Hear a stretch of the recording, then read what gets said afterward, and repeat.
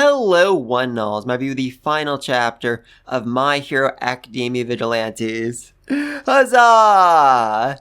And I've got to say, I certainly wasn't expecting Koichi to recreate the miracle on the Hudson before proudly declaring that he was going to go down and destroy Wall Street. But that is certainly on brand for him. As is him getting confused by the reporters and just, walking away saying, "Hey, can I go home now? I'm cold. I fell in the river." Much to their chagrin. What was even better than that, though, was the fact that right afterwards, Koichi befriended a souvenir merchant and then took this big picture with all these New York citizens all smiling, giving him a big thumbs up, and that is just so perfect. It is so utterly perfect. I mean, in the last video, I was worried about Koichi coming to New York because, a big part of him being a vigilante was the fact that he was the Narahata crawler. He knew the neighborhood. He knew the people. They knew him. They knew that, if there was ever a time when they needed help, they could call out for him, and the crawler would come in and save the day. But you can see that in, the second to last page of this chapter. This kid's like, "Back off. The crawler lives around here. He'll come save me." I'm like, okay, but New York, this is a huge, big city. He can't be, a hero of the people anymore because he won't know the individual people, but he is still making friends. He is still becoming a man of the people, a hero of the people. He is still becoming someone that the people love, and I'm so happy about that. And you know what? Maybe him proudly declaring that he was going to murder a whole bunch of Wall Street fat cats actually made him more popular. I could see that. I could certainly see that. And I've got to say, after how last chapter ended, I was kind of worried that Koichi had gotten, too uptight, too buttoned up, too professional. But thankfully, that myth was firmly disproved this chapter, as he nearly was thrown off a plane and then a struggle to catch back up to it to save it, as everyone on board is wondering, "Oh my god, they sent the sky crawler, we're gonna die. We are all going to freaking die. Was no one else available?" They had no faith in him. They seriously had no faith in him. I mean, on one hand, that lack of faith certainly makes sense because, he's Koichi for God's sake. But on the other hand, he lifted up a freaking plane. Seriously. That is a feat of strength that is just truly insane. I mean, I guess he's not lifting, the full weight of the plane. He's just supporting it so that it'll glide a bit further. But this is still just an utterly freaking insane feat of strength. And it just really goes to show how much Koichi has grown. But apparently he still has not figured out how to swim, which, of course he hasn't. Course he hasn't. I mean, he almost drowned all those years ago when he first saved Pop. And apparently ever since then, he's never figured, you know what? I should probably go take a swimming lesson. That might come in handy at some point down the road. Nope, he's drowning. He is drowning for a second time in this series. Oh, that is so Koichi. That is so Koichi. And we get to find out a bit more about why Koichi is in America, because it turns out Japan was not particularly happy with him, demolishing several city blocks. And he apparently has to pay for a lot of that damage, and is about to face a whole bunch of lawsuits. So he basically had to flee the country and move to America, where people are a bit more, lenient and loving of vigilantes. I mean, it does make a lot of sense. It does feel like a lot of our movies about, the guy that goes against the system, the guy that breaks the law for the greater good. I mean, that definitely does feel like a narrative more suited for America than Japan. And the hope is essentially they'll convince everyone, "Hey, Koichi's the great guy, he's a hero," and they'll be able to raise his popularity enough that Japan won't want to sue him anymore. Huzzah! Unfortunately, though, Koichi doesn't actually speak much English, so he can't actually respond to any of the reporters, and so Makoto basically plants someone in the crowd who'll ask him just the exact right question. Unfortunately, they are then interrupted by a drunk homeless man probably, who asks, "Aren't you going to give those fancy pants, necktie-wearing jerks what's coming to them?" And he proudly declares that he will. He will go take down Wall Street. And that just, that exhausts everyone. That literally exhausts everyone. Even all the way back in Japan, they hear the news, and it seems like his mother's about to, basically black out, and All Might literally spits up blood. Oh, I love it. I freaking love it. And I'm seeing a lot of people online who are wondering, well, why exactly are they having Koichi answer the questions when he doesn't actually freaking speak English? And that's a, fairly good point. But I think the narrative that Makoto and Captain Celebrity are trying to go with here is that Koichi is in fact a man of the people. He's, a real New Yorker, you know what I'm saying? And even though he just literally moved to the country, he understands the language enough where he's able to respond to the reporter's questions. Unfortunately, that plan fails utterly and spectacularly because he is in fact Koichi, and the entire world tries to figure out exactly what he meant by his proud statement he was going to go take down Wall Street. Oh, I love it, I love it. And we then see everyone back in Japan responding to all this. Like I said, his mother does not take it all that well, and his father is in the background. We don't see his face at all. He's had no lines in the entire series. The only times I ever even heard him mentioned was when he was texting Koichi basically saying, hey, your mom's on the way, or hey, Koichi, you're a wanted criminal right now, and your mother's a little bit upset by that. What's going on with that, son? I'd like some answers. Gotta say, he certainly took that well. The fact that his, son's literally being hunted down by the police.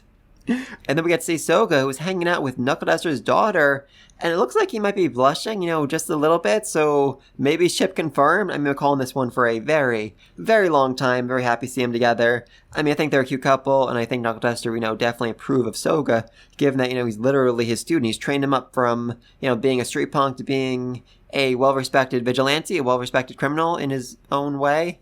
Yeah, I'm not really sure how well-respected he can be as a criminal, but certainly better than what Soga was at the start of the series when he tried to, assault Pop. That was dark. That was very, very dark.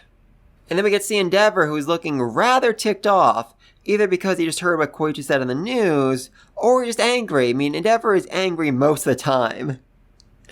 And then, like I said, we get to see All Might coughing up blood, and we see the older detective, and he's no longer in a coma. Good for him! I'm actually kind of confused about that one, though, because, he knew about All for One and 6, the connection between them, and the fact that All for One was still alive, 2-3 years ago, after his fight with All Might, so I assumed he'd be in a coma until, the start of the main series, because he would know the truth about the Nomu and be able to warn All Might that All for One was still alive. I mean, he might not know everything, but he knows enough to connect the dots and warn All Might there's something going on in the shadows, so yeah, timeline's very confusing here. I mean, we see Stain above the detective, so clearly the timeline hasn't reached the Stain arc, so where exactly are we? I mean, maybe when Deku first enrolls in UA, or maybe after the first attack on UA, that makes some sense. That's when All Might was first made aware of the Nomu and realized, wait a second, All for One is still alive. Because he's already made that connection, then the detective can wake up without anyone else being in danger, without himself being in danger, because the truth's already out there. Curious, very, very curious. Though I guess it's also possible that after being blown up like that, the detective lost a couple hours, days, weeks of his memory and doesn't actually remember making the connection between the underground fighting events, the Nomus, and 6. So maybe? I'm not sure about that. But anyway, though, then after Koichi flees from the reporters, he ends up getting given an All Might hoodie. Oh, I love it, I love it. Another great detail here is you can actually see what seems to be a Star and Stripes hoodie on the rack right next to the All Might hoodie. That is a very nice little detail right there. I really like that. And then Pop gets Koichi's text about him being all happy in a new town, and, she's happy for him. A lot of fans are certainly upset we don't get any real, satisfaction between these two. Okay, what happens next between them? Are they going to be a couple? What's going on here? And I can only hope for the future. I'll talk about that in a second. But anyway, though, then she thinks, you know what? Yeah, we should probably be back in Narahata. The people there might need us. But there's always been conflict. There's always been problems. There's always been bullies and villains. And like Makoto said, neighborhoods have a way of dealing with this locally, dealing with this by themselves. And she's not wrong. As his kid's about to be beaten within an inch of his life by these bullies, the good old Knuckle Duster arrives to come and save the day. Huzzah! I mean, his body is well and truly broken. He's literally walking on a cane here. And yet, I can't help but think he's going to win. He is still going to manage to beat these bullies. He's still going to manage to beat these punks and walk away victorious. Or I guess limp away victorious.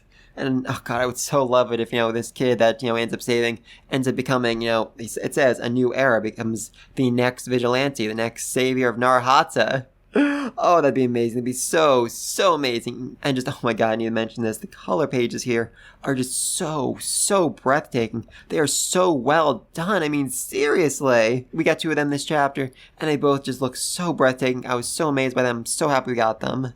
And then one final page, the end. Thank you for reading. The story continues in My Hero Academia.